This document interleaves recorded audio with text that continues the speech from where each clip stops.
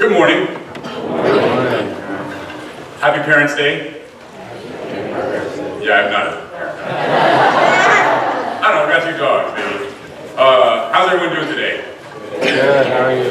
I'm feeling like a story, or maybe a couple today.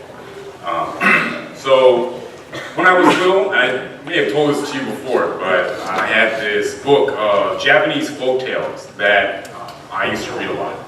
My parents gave me a lot of books, and it was probably because I talked a lot, so to keep me quiet, they gave me a lot of books. I don't have to ask that later if that's why.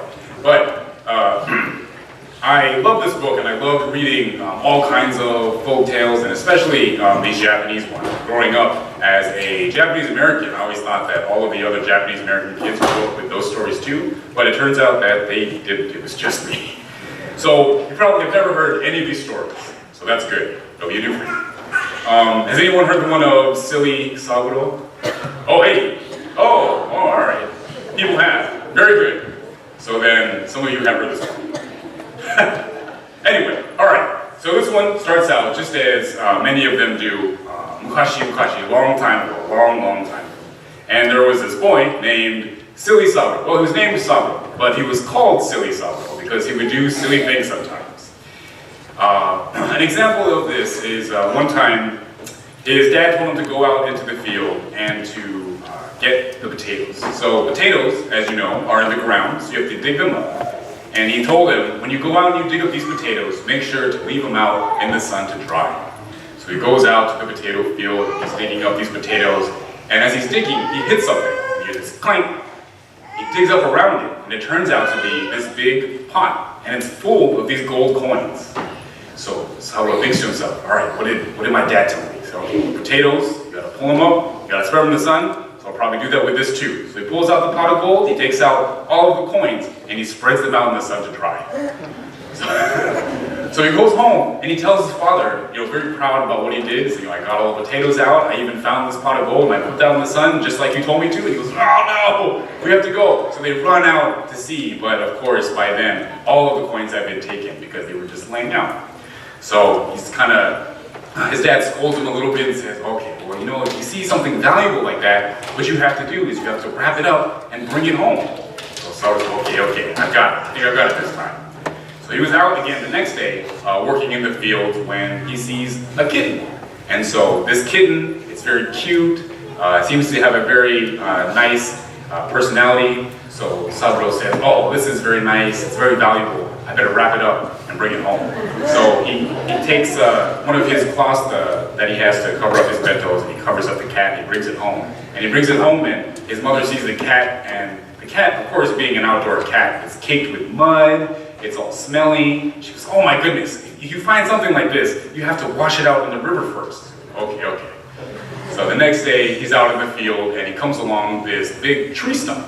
So he gets this tree stump, he says, oh, this will be good. We could probably use this at home. Better go throw this in the river. So he throws it in the river. And while he's doing that, his neighbor sees him, and he scolds him. He says, this would have been really good firewood, but now we can't use it because it's all wet. When you see something like this, you have to break it up into little pieces and then bring it home. Okay, all right. So on the way home, he's walking home, and he sees this teapot and a teacup, a set that he could bring home. It looks really nice. So he goes, okay. I was told to break things up. He brings up the teapot into little pieces, catches it up, and brings it home. So his mom gets all the pieces, and she's looking at the design, and goes, oh my goodness, this was the teapot and tea set that I gave for your father to bring back home. So this is the kind of story about Saburo. And the story ends with Saburo thinking to himself, I don't know why everyone gets mad at me. I do everything that everyone tells me to. I feel like I can really identify with this character. How many of you can identify with Silly Saburo? Oh, yeah. All right. Right? People seem to tell us things, and we do exactly what they tell us, but then it doesn't seem to be the right thing. This is a little bit different, but I realized that I actually pick up stuff almost without thinking about it. One of the examples of this is my mom. I would go grocery shopping with her. So how many of you go grocery shopping with your parents? Yeah? Okay, very good. It's important, I think, to go because then you learn about the grocery store, how to pick out different kinds of foods. And I would always watch my mom and how she would do it. So, take some things, check the label, But she would also do these kind of peculiar things where if there was a pineapple, she would get the pineapple and then the most top leaves, she'd like pull them out and like look at them. If there was like a cantaloupe, she'd take it and she'd smell it. And then for like other things, she'd be like shaking it. Do you guys see that? Do you watch your parents kind of do that with all the fruits and stuff? So the one thing that really stuck to me was when she would get eggs. She would get the eggs, she'd open up the cart, and then she'd kind of move them around. And then she would close it, and then if they were good, then she would put them, and I had no idea what she was doing. But I would always do that as well. So when I grew up, I went to college. I would do that when I would go. I ate a lot of eggs. Eggs and rice was like maybe 50% of my meals in college. Which, you know, it doesn't have like a ton of nutrients, but it's cheap, and I got really good at making over easy eggs.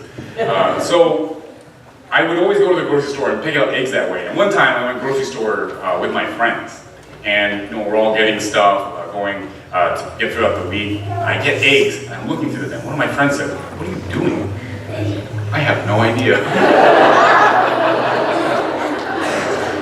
But later on, I realized that what she was doing was she was checking if any of the eggs had cracked. And it wasn't so much that she was looking for the cracks, but if an egg cracks and it leaks, what happens is it dries, and then it sticks to the carton. So if you move an egg and it doesn't move, then that means that it's been cracked and it's no good. You can also look at the bottom and see if there's any wet spots, but she was making sure that all the eggs that we had were good. Now, I don't have a transition, but so there's this other story I was going to tell you guys. I was talking to one of the members of the church, and she was telling me about her granddaughter, and I was gonna not say any names or anything so that people don't get afraid of talking to me in case they say something about using a Dharma talk. So usually I wouldn't. But she gave me permission, so Val, I was talking to Val, and she was telling me about her grandmother, and this is right after I had just met her. So she brings me to the temple, and she's very, very nice. So she comes up to me and shakes my hand and says, "Hello, Reverend Matt, how are you?" "I'm doing well, thank you." And I was telling her, "Oh, I'm really impressed with all of the manners that she has." And so Val was telling me that she actually had to teach her, of course, how to address people. So when she comes to the temple and sees, like my wife, you say Miss Michelle, or you say it to me because I have the title Reverend or Matt, and you address them in that way because they have that title. But her granddaughter was confused because I guess I'm not old. What's her reasoning? He's not old, even though, you know, it was explained that I was an elder. So that made me feel really good. I don't know. Someone told me that the picture of the hallway, they look at it and they go, "That doesn't look like you anymore. You got a lot older." Oh yeah, that's right. So that made me feel good that, you know, these little kids still don't think I'm like G-Chun yet. But I could really identify with Kiyomi, with the granddaughter, because growing up, I really did not understand manners as well. It didn't make sense to me when my mom tried to teach us, even though she tried very hard. Manners was very, very important to my parents, and especially to my mother.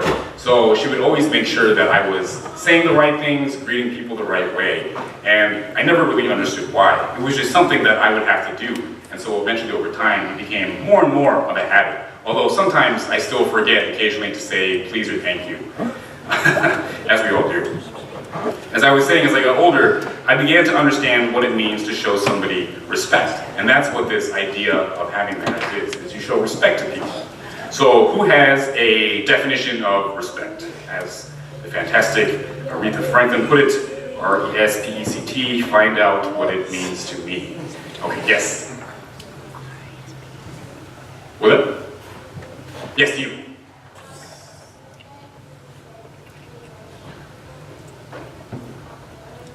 Yes, to be nice to people and have manners. Very good. Anyone else want to add to that? Oh, in the back. No, yeah, no, you, no. Yeah, good.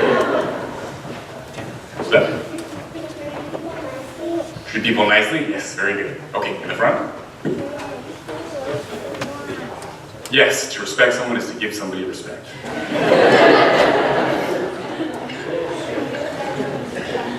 You trust them, yes, very good. Okay. as they should be. Treat them as they should be. Very good. Okay, I think we'll go one, couple more in the behind you. There, yeah, go ahead. Treat somebody like a different way, but treat them differently. Yes, treat them differently, but in a good way. Right. That's different from treating them in a bad way. Okay. All right. Very good. So to treat them nicely, to treat them differently in a good way, to show them respect. It's very important to have respect for the people, and it's showing these manners is one way that we can do it. So as the Oxford Dictionary puts it, respect is a feeling of deep admiration for someone or something elicited by their abilities, qualities, or achievements. And I think that's a pretty good definition. So now, everyone try to imagine someone that you admire. You admire because of their abilities, qualities, or achievements. Everyone kind of got an idea of somebody in their head? Somebody they admire? Now imagine how you would treat that person. It'd probably be very well, right? You treat them well because they've accomplished a lot. No? Yeah? So I would try to treat them well. If I really admired somebody, I would try to treat them as well as I could.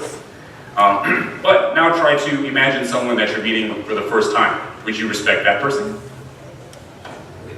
Yeah. No? Okay. Could be. Depends. So, kind of like Kiyomi meeting me really formally for the first time. Why would she have to respect me at all? How could we know that someone has these incredible abilities, qualities, or achievements? Maybe they have none. Maybe we should just assume that nobody is incredible until they prove us otherwise. But I don't think this is true. In fact, I feel that everyone has something incredible about themselves. And really the only way to know that is to get to know them. We can go through life thinking that everyone is useless, or thinking that everyone has something to offer that we can learn from. The more we are friendly, we get to know people, the more we will see how everyone deserves our respect. And I believe that all of us have a perfect example of someone who fits this description. Someone who we admire because of their abilities, something that we've witnessed. Maybe someone who we think we know because we see them every day, but we really haven't gotten to know them. Since today is Parents' Day, I think our most appropriate example is our parents. And parent is kind of a generic term. It could be father, it could be mother, it could be both. Maybe your family, you're raised by your grandparents. Whatever it is, there's these people that we call parents, people that raise us. How many of you really know your parents? Remember everything that they've all said? Some people really know. You've had these deep conversations with your parents. Very good. Good. So then there's less work for you to do. But if you really start talking to your parents, you start to learn these things that you never would have known. I'm not saying you have to go home and memorize their life story, but over time, if you try to get to know them, you'll be surprised about what kind of life they've lived. And I know that over time, you'll start to grow to have this kind of respect for them. Just like I've gotten to have this respect for the importance of checking eggs, along with all the other groceries.